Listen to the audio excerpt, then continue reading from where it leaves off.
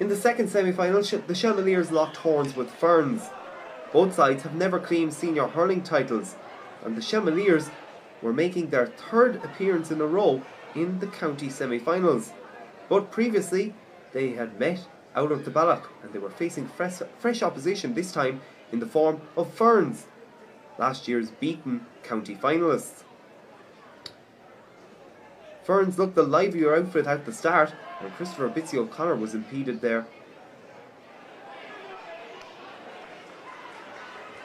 In the opening throws, Ferns eventually got around the Shelmaliers' goal mouth and created panic when Ryan Nolan picked out Ian Byrne, but Byrne's shot was denied by Brian Murphy.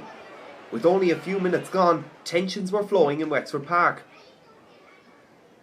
A long-range free from Tommy Dwyer fell on the Clonard end square. With danger looming, it was Brian Murphy who played the hero for the Shelmaliers.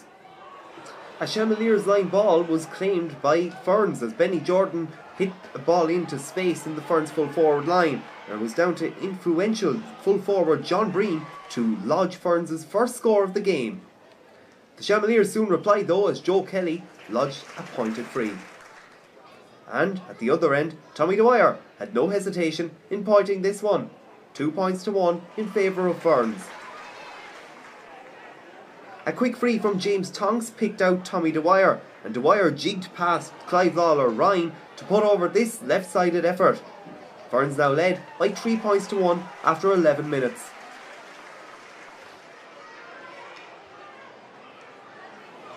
Ferns were enjoying a purple patch as Johnny Dwyer lurked around the Shelmaliers' defence, and he put over this fine effort. James Tonks was doing a serious amount of work in the half-back line for Ferns. He passed this ball down the wing, and while the Shelmaliers regained possession, Ian Byrne pounced on an opportunity to put this ball over the bar. Ferns now led by 4 points.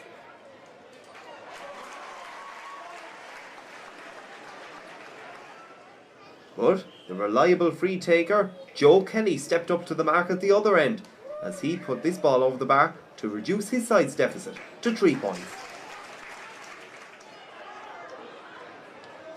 At the other end of the field, Paul Morris gained possession, and while he was being chased down by Brian Doyle, he eventually was shouldered off the ball by Clive Lawler Ryan, but still he had the guts to put the ball over the bar.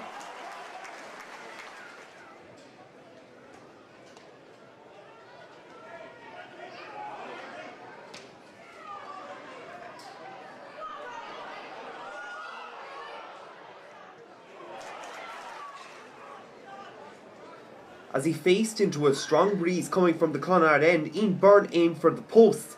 His shot dropped short, and Brian Murphy held firm on the line for the Shelmaliers.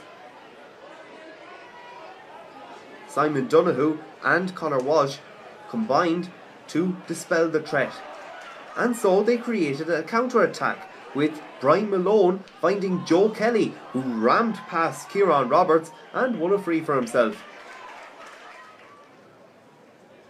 Kelly converted it. His side now trailed by just 2 points.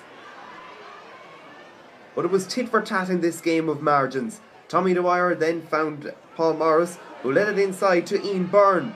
Byrne was chased by the bumblebees of the Shelmaliers, but he still managed to get past them and set up Johnny Dwyer for a goal, but he just didn't see the posts in time. Joe Kelly then lobbed in a long-range effort, and the Shelmaliers man was just short of the post. Brian Malone pounced on the ball, but he was dispossessed by Benny Jordan. Joe Kelly, though, caught the puck from Jordan, and then he found Brian Doyle, who landed this outrageous point. The margin now was just a single point.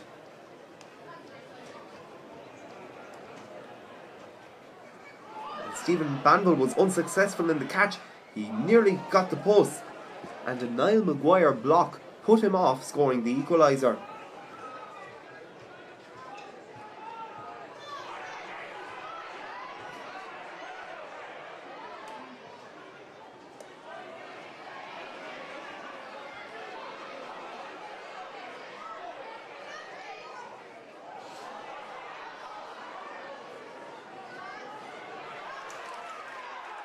and Tommy Dwyer had no hesitation in putting the ball over the bar to create a 2-point advantage for Ferns as they entered the dressing rooms at half-time.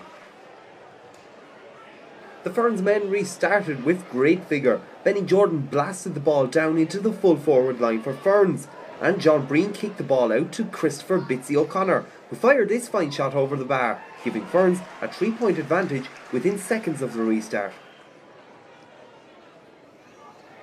Joe Kelly then atoned for that with this pointed free. As Ian Byrne jigged his way through the Shelmaliers' defence, he hand-passed it off to his Ferns colleague John Breen. Breen was denied though by Clive Lawler-Ryan. The Ferns men were fortifying their rear guard.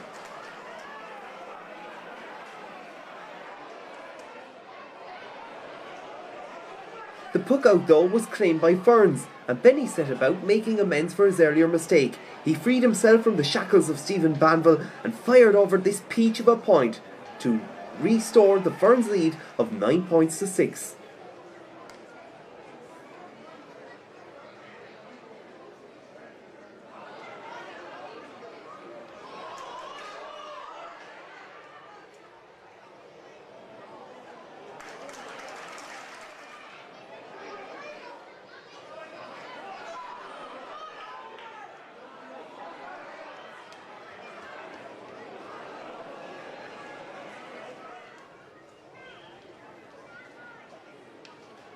The Ferns men had flashes of brilliance, and when they arrived, they were worth waiting for.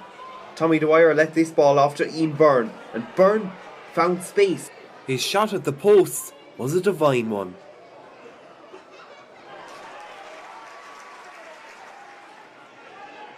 The puck out though was claimed heroically by Brian Doyle. He chased through the Ferns defence and was brought to ground by Benny Jordan, prompting reliable referee Pat Keogh to award a free in. Joe Kelly stepped up to the mark and he narrowed the gap to 2 points. Even though he had the advantage of a strong breeze, Tommy Dwyer's free just went wide. As play progressed, the Shelmaliers found it easier and easier to jig the ball around their defensive area. Clive Lawler-Ryan played the ball back to Conor Walsh and he landed a crucial ball on top of Stephen Banville. Banville got past Padraig Ryan, he let it off to Simon Donoghue. Donoghue's initial shot was denied, but then Joe Kelly parried it over the goal line. The Shelmaliers men now had a 1-point lead, and Joe Kelly soon made that a 2-point lead. The men of Over the Water were over the moon. A line ball from Joe Kelly almost made it over the bar, but this time Michael Walsh cleared it for Ferns. Joe Kelly was the main talisman for the Shelmaliers, and he put them ahead by 2 points with this fine point. At the other end of the field though, Tommy Dwyer tried to get the gap back down to 1, and he did so. As the rain pelted down in Wexford Park, time was running out, and Joe Kelly asserted the Shelmaliers' newfound dominance when he pointed this pointed free from the halfway point. It was a battle of the free takers. Tommy Dwyer looked into the town end posts, but his shot just went wide.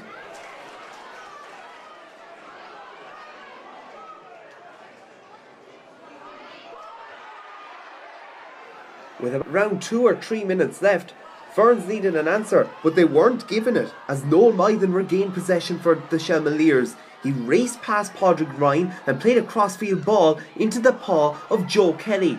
Kelly popped the ball over the bar and gave the Shelmaliers a 3-point lead. With tired limbs on both sides of the field, Clive Lawler-Ryan held firm, and so it was a Shelmaliers victory as the men from Over the Water claimed a place in the senior hurling final of 2014. The final score, the Shelmaliers 111, Ferns 11 points.